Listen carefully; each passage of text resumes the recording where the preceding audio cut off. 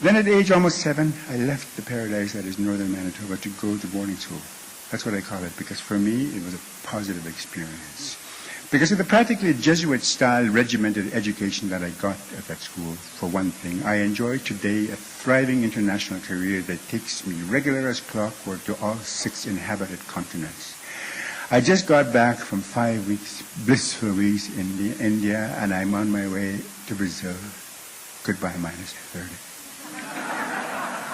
Don't get me wrong. I say I left paradise, but the truth of the matter is that it was only for 10 months of every year. The 2 months of summer, they were so spectacular that they more than replaced the other 10 months, especially with parents as remarkable as ours.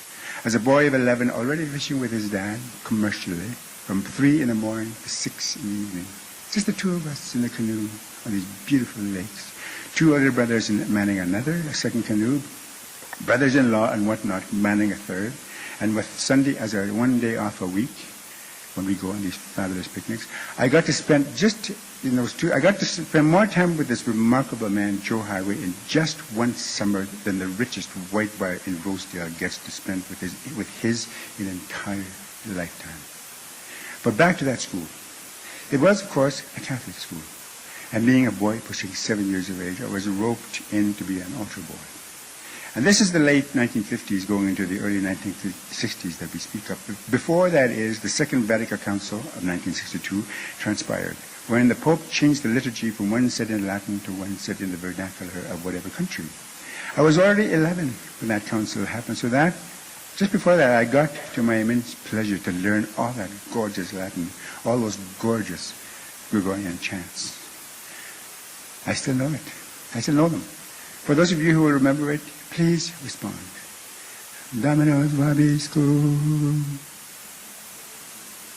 Louder. Come on, be good Catholics for me, please. I'll do it again. Dominos vobiscum. Admit that it doesn't have very good Catholics, does it? The answer is, et cum spiritu tuo. And then I'll go, my favorite used to be, per omnia saecula saecula saeculorum.